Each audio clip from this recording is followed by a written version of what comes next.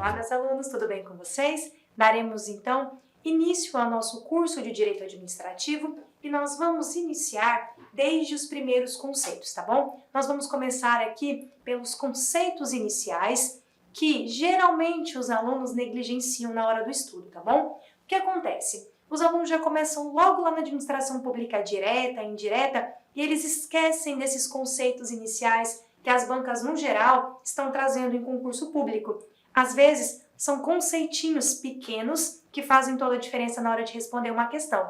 Geralmente, quando a sua questão tem alternativas, esses conceitos eles vêm mesclados nas alternativas. Então, você conhecê-los já te ajuda, caso você não conheça ou não saiba a resposta correta, a ir eliminando, portanto, aí as respostas até que você chegue na resposta correta. Vamos lá. Conceitos iniciais, então, de direito administrativo. Vamos começar aqui pelo primeiro tema, pelas noções introdutórias, tá bom? Eu quero deixar esse conceito de direito administrativo, que é o conceito amplamente adotado, tá bom? Mas não é um conceito fechado, não é o único conceito de direito administrativo que nós temos. A partir desse conceito, você já consegue responder questões de prova. Você já consegue desenvolver para chegar aí a uma resposta na sua prova. Logo, direito administrativo, conceituando, é o conjunto harmônico de princípios jurídicos, tá bom? Que regem os órgãos, os agentes, as atividades públicas tendentes a realizar concreta, direta e imediatamente os fins desejados pelo Estado. Você pode reformular isso aqui, você pode dizer que é o conjunto harmônico de princípios e regras, pode, tá bom? Essa ideia de conceito de direito administrativo é para que você formule o seu próprio conceito, ou para que você chegue na prova e se depare com um conceito um pouquinho diferente e consiga assimilar as palavras, tá bom? Esse é um conceito aqui, então, amplamente adotado, de direito administrativo como sendo um conjunto harmônico, então, de princípios, cujos princípios regerão, então, os agentes, as atividades e todo o fim a que a administração pública está buscando, tá bom? Vamos lá ver a função administrativa. Para falarmos de função administrativa, eu preciso falar com você sobre os poderes, tá bom? Diz a Constituição que são poderes harmônicos e independentes entre si. O legislativo, o executivo e o judiciário. O que eu preciso chamar a sua atenção quando eu falo em executivo, legislativo e judiciário? Pessoal, os três exercem funções típicas, tá bom? O legislativo cria as leis, o judiciário julga e o executivo administra. Essas são as funções típicas, porém, cada um deles pode exercer outras funções atípicas, tá bom? O executivo nasce para administrar, mas ele eventualmente, atipicamente, também poderá legislar, tá bom? E também poderá julgar. O judiciário nasce precípua, a função precípua dele é julgar, mas ele também pode legislar, ele também pode administrar. Professora, dá um exemplo. Quando que o judiciário pode administrar? Quando ele lança um concurso público, quando ele precisa aí contratar, tá bom? Então, ele, nessa função atípica aí de administrar, ele vai realizar o seu próprio certame público, o seu próprio concurso público. Professora, quando que o Poder Judiciário, então, exerce a função do Legislativo? Quando ele cria o seu próprio regimento interno, as suas próprias normas internas.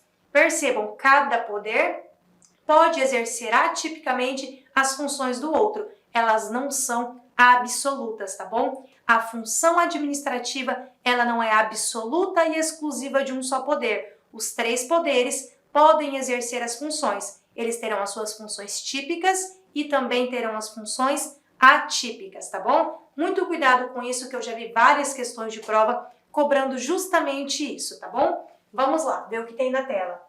Os poderes do Estado figuram de uma forma expressa em nossa Constituição. Sim, diz lá a nossa Constituição, são poderes da União, independentes e harmônicos entre si, o Legislativo, o Executivo e o Judiciário. Nós vamos encontrar isso aqui lá no artigo 2º da Constituição. A cada um dos poderes do Estado, Legislativo, Executivo e Judiciário, foi atribuída determinada função. Beleza, o Legislativo cria leis, o Executivo administra e o Judiciário julga. Assim, ao Poder Legislativo foi cometida a função normativa, né? De normatizar, de criar as leis. Ao Executivo, a função administrativa, que é de administrar. e ao judiciário, então, a função de julgar, a função jurisdicional. Entretanto, e eu grifei aqui, eu preciso que vocês levem isso para a vida inteira, não existe exclusividade no exercício da função. Não é só o judiciário que julga. Atipicamente, o legislativo julga. Exemplo, impeachment, tá bom? Não existe exclusividade no exercício das funções pelos poderes, mas uma preponderância, tá? Uma preponderância. Cuidado com isso. Bora lá de tabela. Segundo o professor José dos Santos Carvalho Filho, para a identificação da função administrativa, como que eu vou identificar, então, essa função administrativa? Para o professor José dos Santos, para que eu possa fazer a identificação da função administrativa, eu tenho aí 3 critérios para analisar a função administrativa. Professora, cai em prova? Cai. Esses critérios caem muito em prova. São critérios simples, critérios fáceis, que geralmente os alunos negligenciam. Vamos lá.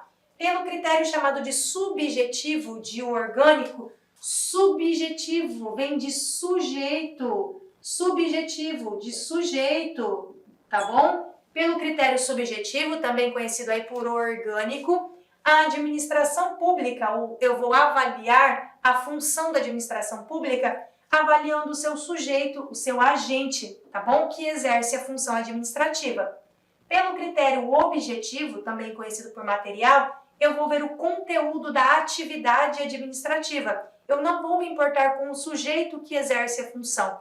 Para que o critério objetivo ou material, eu vou analisar o conteúdo da atividade. Pelo critério formal, eu vou examinar aí o regime jurídico aplicável. Se o regime jurídico é de direito público ou de direito privado, tá bom?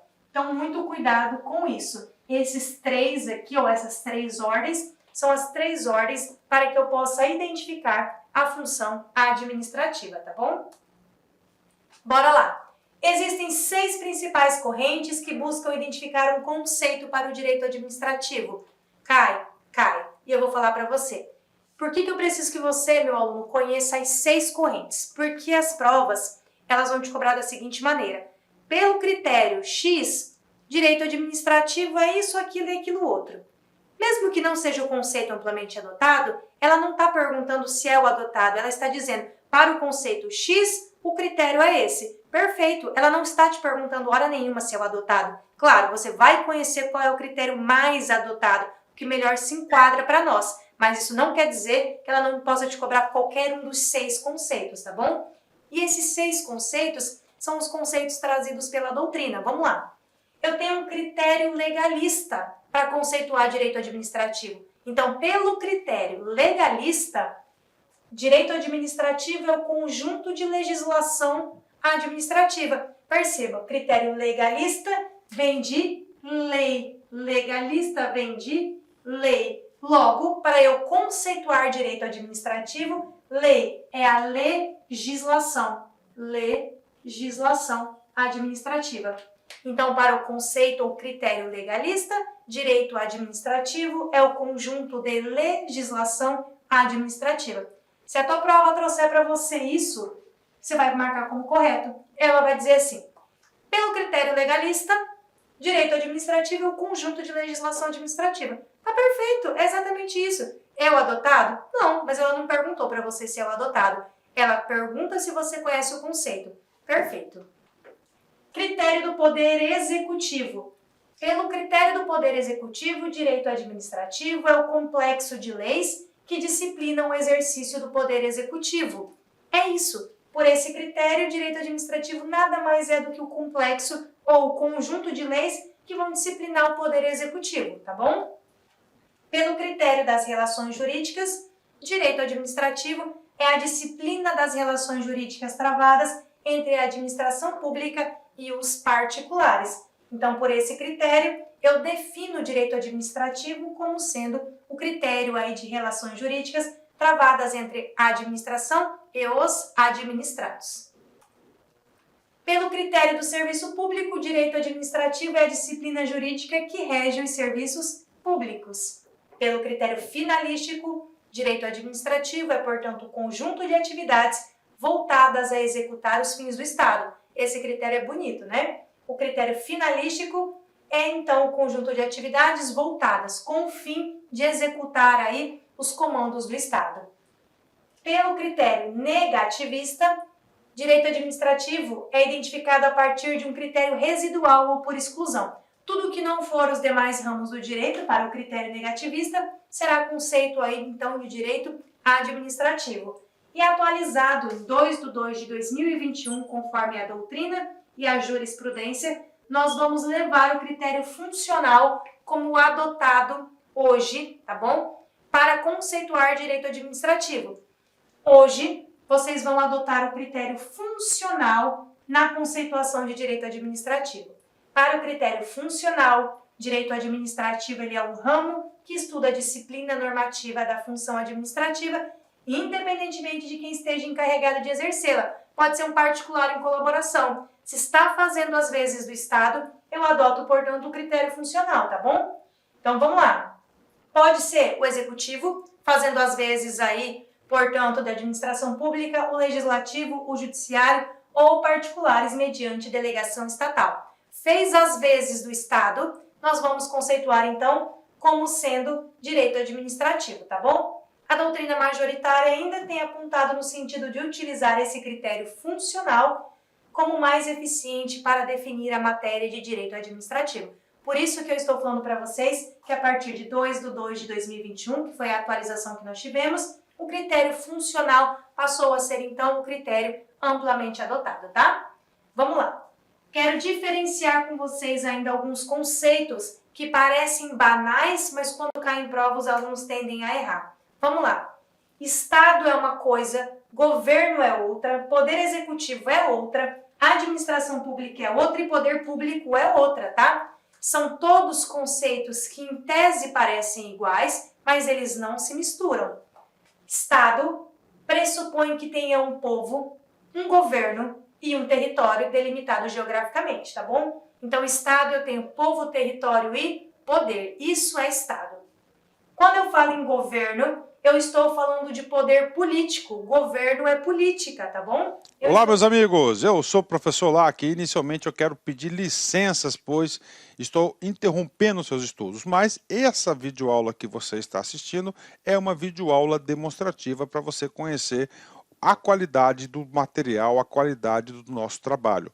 Nós aqui da Lá Concursos, nós temos 3 super cursos online específicos, bastante competitivos para todos aqueles que irão concorrer ao concurso do Conselho Regional de Psicologia da 9ª Região. Nós aqui da Lá Concursos, este ano, nós decidimos nos especializarmos em concursos focados para conselhos. E claro, o primeiro concurso que nós estruturamos foi o CRP. Somente esse ano nós conseguimos, preste atenção, oferecer curso completo para o CRP 011, que é do Ceará, o CRP agora do Mato Grosso, que é o 18, e agora o CRP de Goiás, o 09. Então, uma coisa eu garanto para vocês, se você quiser assistir o restante dessa videoaula, se você quiser fazer um curso mais completo, se você quiser conhecer a nossa metodologia do Personal Coach, que eu estudo em regime de metas, eu convido vocês a clicarem no link que tem aqui na descrição, falar com algum dos nossos atendentes para qualquer esclarecimento e, claro, vir matricular, vir estudar conosco, que eu tenho certeza que você não vai se arrepender. Por quê? Porque nós vamos dar o melhor de nós. Um forte abraço, espero vocês.